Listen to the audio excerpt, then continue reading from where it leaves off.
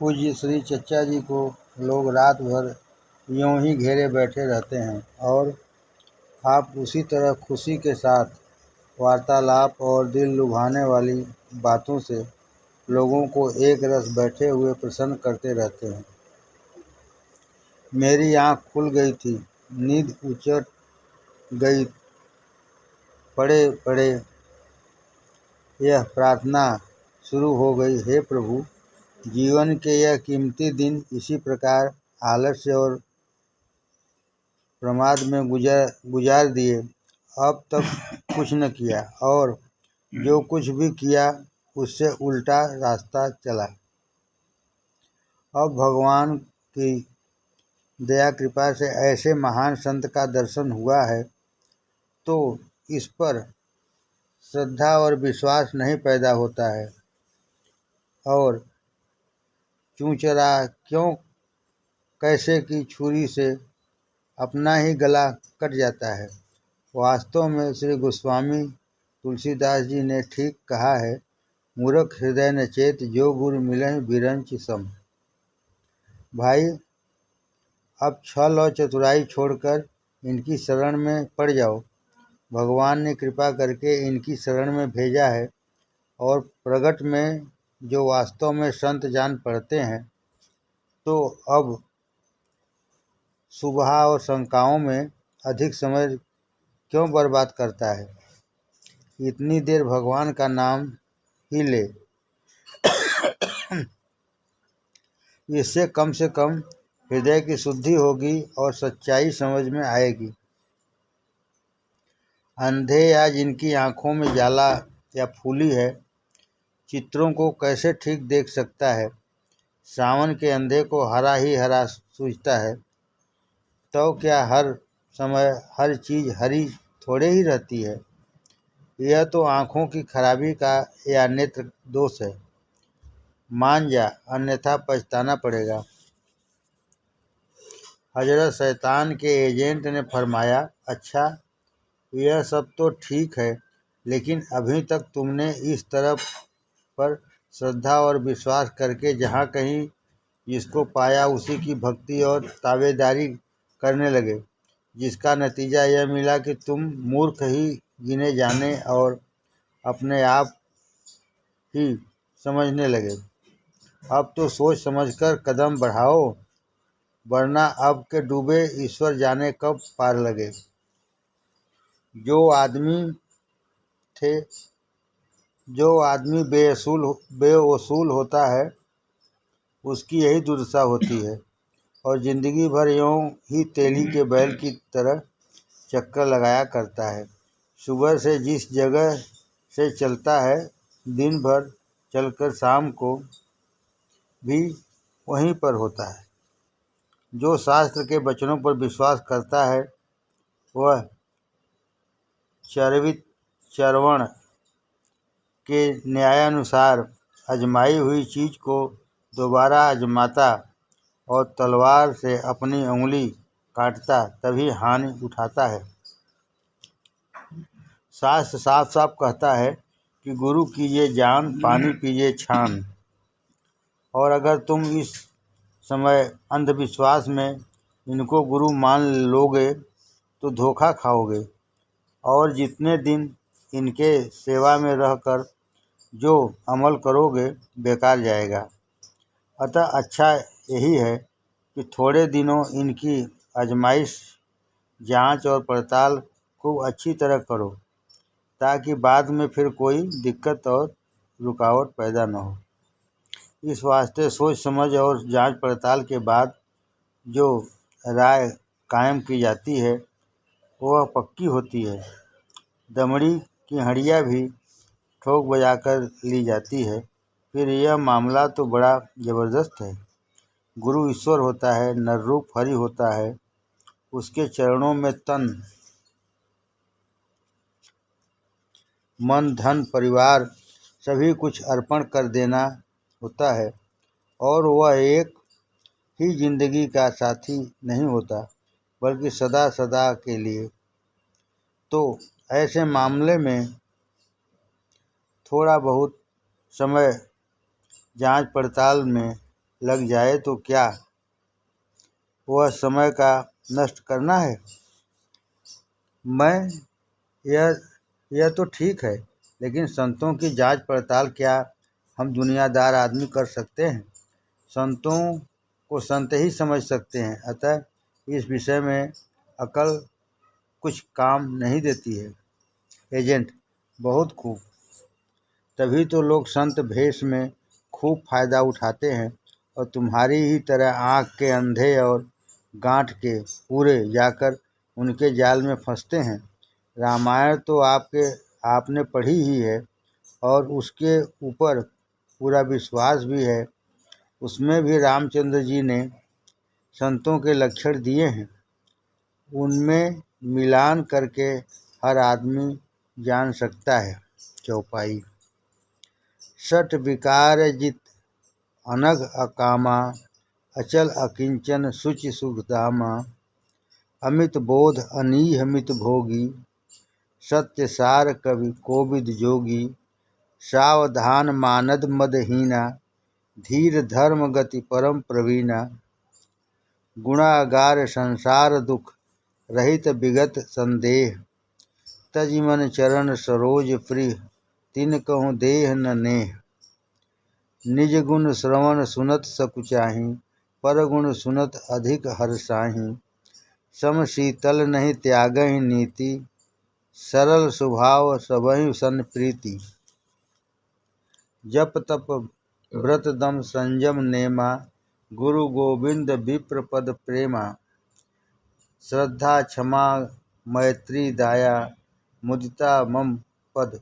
प्रीति अमाया, विरति विवेक विनय विज्ञाना, बोध यथारथ वेद पुराना, दंभ मान मन करहि न काहू, भूल न देहि कुमारग पाऊ, गावै सुनै सदा मम लीला, हेतु रहित परहित रतशीला, सुनि मुनि साधुन के गुण जेते, कह न सकहि शारद श्रुति तेते। जहाँ तक मेरी अल्प बुद्धि इस विषय में दौड़ धूप सकी करने के बाद इस नतीजे पर पहुँची कि वास्तव में आप में यह सब गुण मौजूद है। भक्ति पथ परम प्रवीणा, यह गुण तो आप में पूरी तौर से पाया। आप अभ्यास भक्ति के वह अनुपम और सरल उपाय बताते कि जिनसे थोड़े में ही बहुत बन जाए। मैंने बहुत सी किताबें पढ़ी, बहुत महात्माओं और महापुरुषों से मिला, लेकिन यह बात कहीं नहीं प्राप्त हुई। यही बात नहीं कि आप सरल सुबोध और सुगम उपाय ही बताते हैं, बल्कि आप में सर्वोत्तम बात यह है कि हर एक अभ्यासी की रुचि और प्रकृति आप बहुत जल्द समझ लेते हैं। उसी के अनुसार उसे ऐसा अभ्यास बता देते हैं जिसके करने से अनुराग पैदा हो जाता है। बहुत खुशी और श्रद्धापूर्वक लगन के साथ करने लगता है और जल्द ही सफलता दिखाई देने लगती है। समस्त आने वालों को मैंने इस बात की प्रशंसा करते सुना। इसके अतिरिक्त द्वेष और घृणा छू तक नहीं गई है। प्रत्येक धर्म और संप्रदाय के सिद्धांतों को इस विद्वत्ता से फरमाते हैं कि प्रत्येक धर्मावलंबी व्यक्ति प्रसन्न रहता है।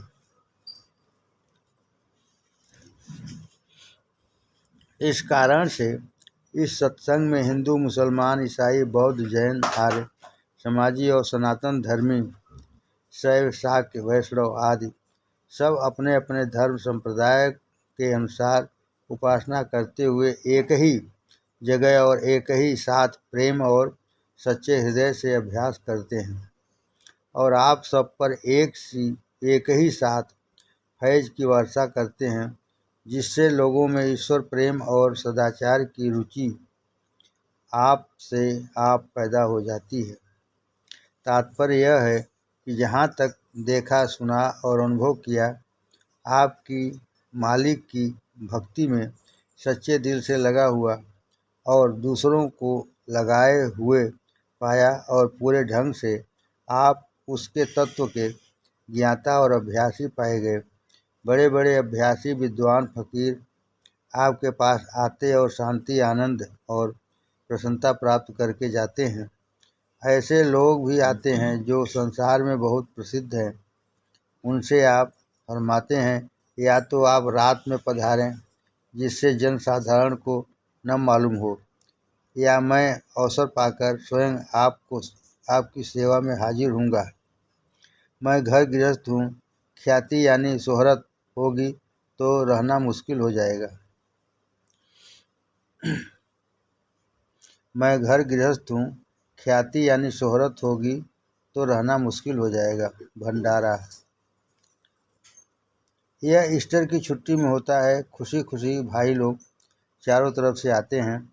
श्री मुंशी मदन मोहन लाल जी के साथ एटा के भाई लोग आगरा, मैनपुरी जिला, जालौन, झांसी, जयपुर आदि स्थानों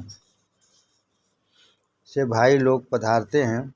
न कोई शान न कोई शौकत। इसमें प्रेमी भाई एक दूसरे से ऐसे मिलते हैं कि सगे भाई से कहीं बढ़कर। रेल या स्टेशन पर जो कोई भाई मिल जाता है वह एक दूसरे की प्रेम पूर्वक सेवा करता है। ऐसा प्रेम और एकता यहाँ देखने में आई जो वर्णन नहीं की जा सकती। महात्मा जी महाराज रात में हम लोगों के साथ जमीन पर लेटते। महात्मा जी महाराज रात में हम लोगों के साथ जमीन पर लेटते और प्रातः 4 बजे सबको गंगा जी के किनारे ले जाते। वहीं स्नानादि नित्य कर्म से निवृत्त होकर लौट आते हैं। फिर सत्संग आरंभ होता है। सब लोग बराबर बैठ जाते हैं। छोटे बड़े का कोई अंतर नहीं, जिसको जहाँ जगह मिल गई बैठ गया। हाँ, यह जरूर ख्याल रहता है कि किसी भाई को किसी प्रकार का कष्ट न हो। सारा स्थान प्रेमियों से भर जाता है। महात्मा जी सत्संग कराते हैं और पूज्य श्रीमान चचा जी कभी निगरानी के लिए खड़े हो जाते हैं और कभी बैठकर सत्संग कराते हैं, और यदि आज्ञा होती है तो गाना सुनाते हैं। सब प्रेमी भाई सुनकर समाधि मग्न हो जाते हैं और घंटों इसी तरह मग्न रहते हैं। जब श्री महाराज जी उनको खोलते हैं तब समाधि खुलती है। कुछ भाइयों को इसके बाद भी समाधि अवस्था कायम रहती है। इसके बाद प्रसाद के लड्डू बंटते हैं, जिन्हें भाई लोग बड़ी श्रद्धा से लेकर खाते हैं। इसके बाद श्रीमान जी का हुक्का आ जाता है और भाई लोग चारों ओर घेर कर बैठ जाते हैं तथा हंसी मजाक और तरह तरह की बातचीत के साथ साथ उपदेश और भेद की गुप्त बातें, प्रेम और भक्ति का वार्तालाप होता है।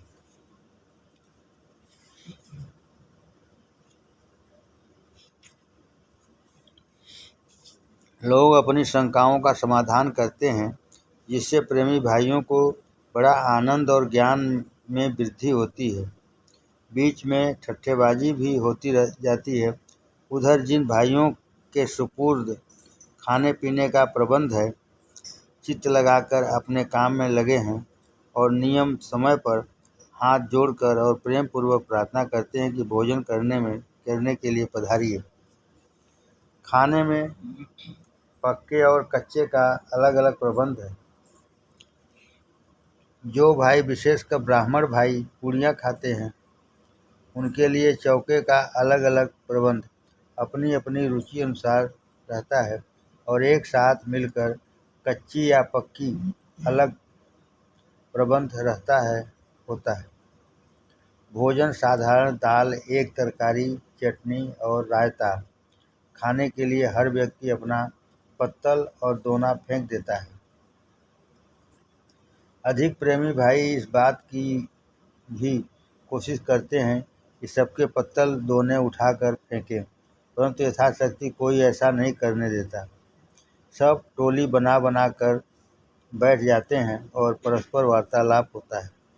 श्रीमान चचा जी महाराज को लोग हर समय चारों तरफ से घेरे रहते हैं और आप तन बदन की शुद्धि भूले हुए अंदर से लोगों को परमानंद का अमृत पिलाते और बाहर से किस्सा कहानी सुनाते और हंसी दिलगी की बातों में उनको लगाए रखते हैं, जिनके कारण किसी को अपने तन बदन का होश नहीं रहता है। कोई कुछ गुस्सा हो, शिकायत करे, नाराज हो, चचा जी की स्थिति प्रज्ञता में किंचित भी अंतर नहीं पड़ता। पहले तो चाहे जिस तरह जो कुछ कहे उसकी बात ठीक मानते हैं। हाँ भाई, ठीक कहते हो, हमारी गलती और अपराध है। इसके बाद आगे बोलने और कहने की गुंजाइश ही नहीं रहती और अंदर से उसकी शिकायत रफा करते जाते हैं। किसी ने कहा, चचा महफिल खूब गर्म हो जाए, तबला लाकर रख दिया, फौरन मंजूर है, गाना हो रहा है, चचा तबला बजा रहे हैं और लोग मस्त और मदहोश होकर लोट-पोट हो रहे हैं।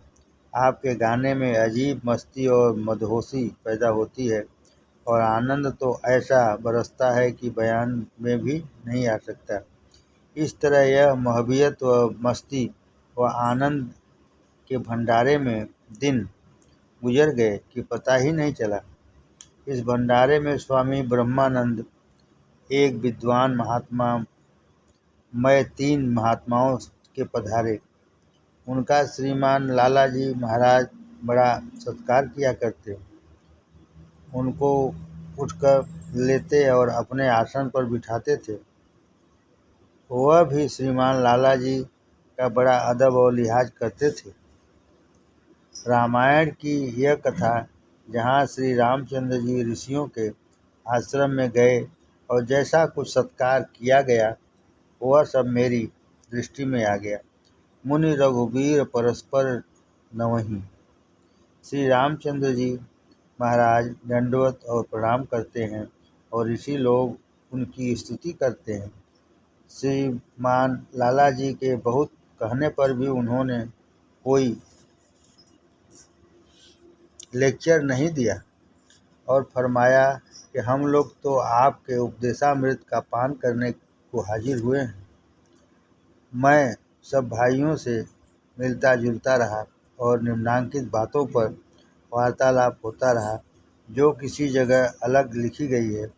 गुरु की आवश्यकता यहाँ पर जिस विद्या की शिक्षा दी जाती है, उसके सिद्धांत क्या हैं, जिज्ञासु को क्या करना चाहिए, प्रेम किसको कहते हैं, इस विद्या के सीखने से क्या होता है, इस विद्या को जल्दी से जल्दी प्राप्त करने के क्या उपाय हैं, इस संघ के सफलता का रहस्य, कामयाबी का राज क्या है, सूरत किसको कहते हैं, यहाँ की शिक्षा की विशेषताएं अन्य संप्रदायों की अपेक्षा क्या है। मन इन व्यर्थ की उधेड़ बुनों में पड़ा था और रात भर इन्हीं सिद्धांतों को सुलझाने में अपना और दूसरों का समय व्यर्थ खोया करता था। लेकिन मेरा भाई आनंदामृत पान करने में अपना समय लगाता था। उसका हाल तो यह था, हम तो आज जन्म फल पावा, करो सुनो जा कह जो भावा। इस प्रकार भंडारे के 4 दिन बीत गए। प्रेमी लोग दुनिया को भूले हुए अमृत पान करते रहे और उसके नशे में सरसार और मस्त रहे। अब जुदाई का समय आ गया। अपने अपने घरों की वापसी होने लगी। प्रेमी लोग एक दूसरे से मिले और प्रेम का प्याला भर भर कर रवाना हुए। हम लोग भी 2 दिन और रहकर घर को चले आए। पूज्य श्री चचा जी महाराज से सत्संग का मौका खूब रहा। इस भंडारा में श्रीमान गुरु जी महाराज और श्रीमान चचा जी महाराज के संबंध में बहुत से अद्भुत बातें और रिद्धियाँ सिद्धियाँ का भी हाल सुनने में आया, जिसमें मेरे भाई को बहुत श्रद्धा और विश्वास उत्पन्न हुआ। लेकिन मैं नवीन वेदांती ठहरा, इसलिए इसको उनको अधिक महत्व नहीं दिया। मेरा विचार तो केवल यह था, इस विद्या का प्रभाव उनकी जीवनी और उनकी अपनी रहनी सहनी तथा व्यवहार वर्ताव पर क्या पड़ा है। वाचक ज्ञानी और शास्त्रों के ज्ञाता पंडित तो मैंने बहुत देखे थे, लेकिन असली ज्ञानी और योगी आपके बराबर का अब तक मुझको नहीं मिला था। अतः इनमें और उनमें क्या अंतर है, यही मैं देखा करता था। इस बीच में जो कुछ भी समझ सका वह यही कि आपकी दशा बिल्कुल गीता में दी हुई है, स्थितप्रज्ञ दशा से मिलती जुलती है। यथार्थ में स्थितप्रज्ञ अवस्था में मनुष्य कैसे रहता है, वह अपने जीवन से, यह आपके जीवन से समझ में आई। हम दोनों भाई घर को वापस हुए। हमारे भाई का झुकाव त्याग और भक्ति की ओर पहले ही से था। एक दिन रात में तुलसीकृत रामायण का पाठ कर डालते थे। नाम जप में बड़ी श्रद्धा थी, उसमें और भी 4 चाँद लग गए। उनसे मुझे हर समय भय लगा रहता था कि न जाने कब घर बार छोड़कर जंगल की राह लें, विशेषकर ऐसे अवसर पर जब मेरे इकलौते लड़के के शरीर त्याग का उनको अत्यंत शोक था। और गुरु महाराज की कृपा से हम लोगों को ऐसी शांति पैदा हुई कि इस दुख और शोक का ख्याल दिल में बाकी न रहा, और बजाय दुनिया से भागने के दुनिया में रहकर विरक्ति के साथ जीवन को ईश्वर की ओर लगाने का उपाय मिल गया, और सबसे नाता तोड़कर मालिक के चरणों में मन लगाने का भाव जागृत हो गया। स्त्री बच्चों, सगे संबंधियों, हित मित्रों से प्रेम उनका समझकर करने की तरकीब हाथ आई। संक्षेप में यूँ कहा जा सकता है कि सिर का सारा बोझ उतर गया और सारी जिम्मेदारी जाती रही। बस अब यह समझ में आया कि यह परिवार मालिक का है और हम उसके बंदे हैं। त्याग के बजाय वैराग्य और संन्यास के बजाय गृहस्थ आश्रम की श्रेष्ठता का उपदेश मिला। सब तज हर भज के बजाय गृहस्थ आश्रम को श्रेष्ठता का उपदेश मिला। सब कर हरि भज का अभ्यास दिल में बैठने लगा। तात्पर्य यह कि बिल्कुल उलट धार हो गई। अब तक दुनिया के काम बोझ मालूम होते थे, स्त्री और पुत्र तथा परिवार में बंधन समझते थे। यहाँ की शिक्षा यह मालूम हुई कि यह सब ड्यूटी समझकर करो। अब तक अपने आप को मालिक समझते थे, अब मालिक के सेवक बनकर काम करो। स्वधर्मे निधनम श्रेयः परधर्मो भयावह की असली अर्थ समझ में आया। मैं उरई में अपने परिवार समेत अपनी जगह पर सहारनपुर रवाना हुआ, और मेरा भाई झांसी घर से इतनी दूर होने पर भी दिल में काफ़ी शांति पाता और दिल में उत्साह और मालिक के चरणों में प्रेम की लहरें दौड़ लगाती हुई मालूम पड़ने लगी, और श्री गुरु महाराज की ओर एक विशेष प्रेम। इसके पहले कि मैं कुछ और लिखूं, मैं कहूं, लोगों की ख्वाहिश के अनुसार मैंने जो कुछ आपके श्री चरणों में बैठकर मालूम किया और सत्संग में भाई लोगों से समझा बूझा, उसको भंडारा का प्रसाद स्वरूप पाठकों की सेवा में अर्पित करता हूँ। इस विचार से नहीं कि यह अटल सिद्धांत है, क्योंकि ऐसा ख्याल करना तो मुझसे तुच्छ और अज्ञानी के लिए घोर अज्ञान है, बल्कि एक नादान बालक की तरह बड़ों के सामने अपने विचारों को इसलिए पेश करता हूँ ताकि गुरुजन इसकी कमी को पूरा कर दें और अशुद्धियों को ठीक कर दें, जिससे हम सबको लाभ हो।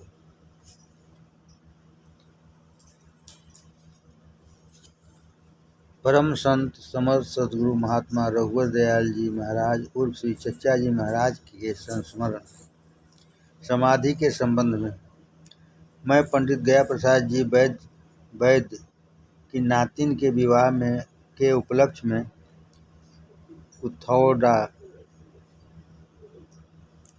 जा रहा था।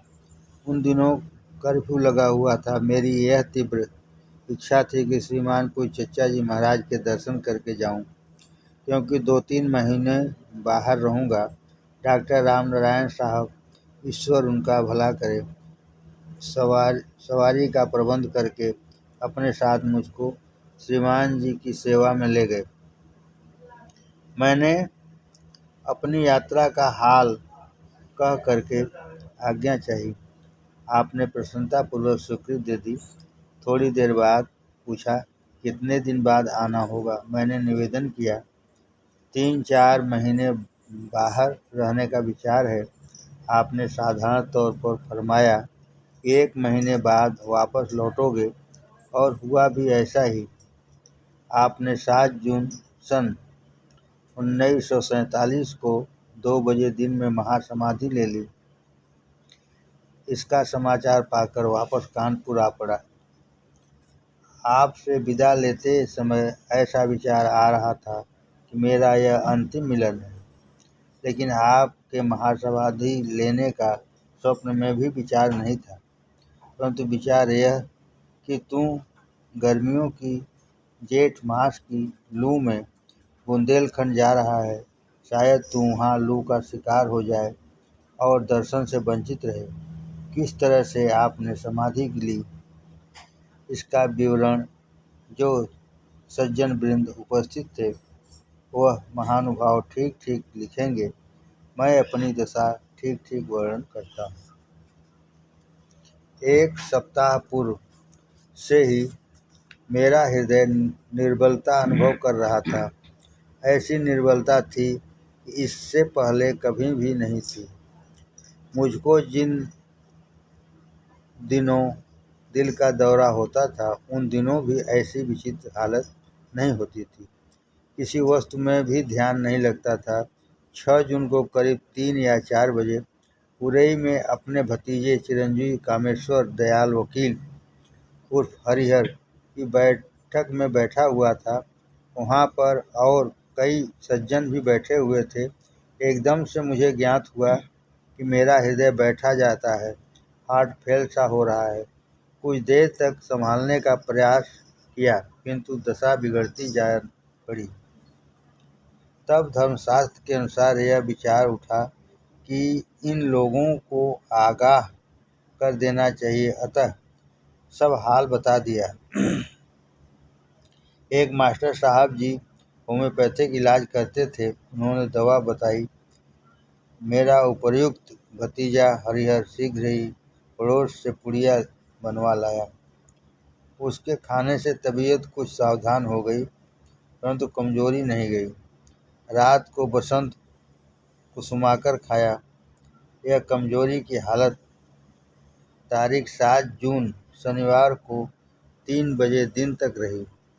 इसके बाद तबीयत अपने आप ठीक हो गई और ऐसा मालूम हुआ कि किसी बाहरी दबाव के कारण यह बात थी। तारीख 7 जून की रात्रि में एकदम जज्बा आया और घर में नाराज होकर मैंने यह कह दिया कि मैं सवेरे कानपुर चला जाऊंगा। होना तो कुछ और ही था। मुझको मजबूर कर दिया गया कि कोच यानी जन्म स्थान को चलो। मोटर सवारी के लिए आ गई और मना करते हुए भी लोग वहाँ ले गए। दिल मुर्दा और बेचैन था। किसी प्रकार की खुशी नहीं महसूस होती थी और न बात करने को ही जी करता था। चुपचाप सफ़र किया और वहाँ घर में इतने मुद्दतों बाद जाने और लोगों से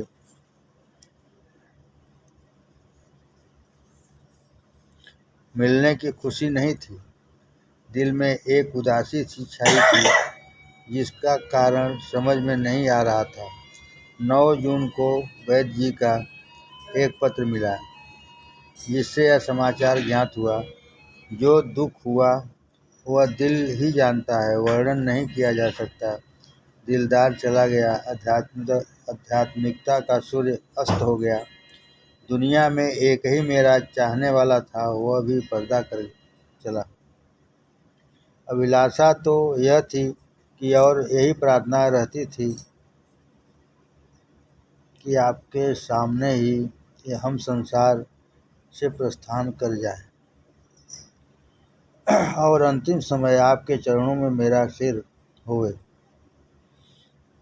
लेकिन आप तो पहले ही चल दिए। But you have marched over me. सेवक तो सेवक ही है, सेवक हो जो करे सेवकाई। राजी हैं उसी में जिसमें तेरी रजा हो।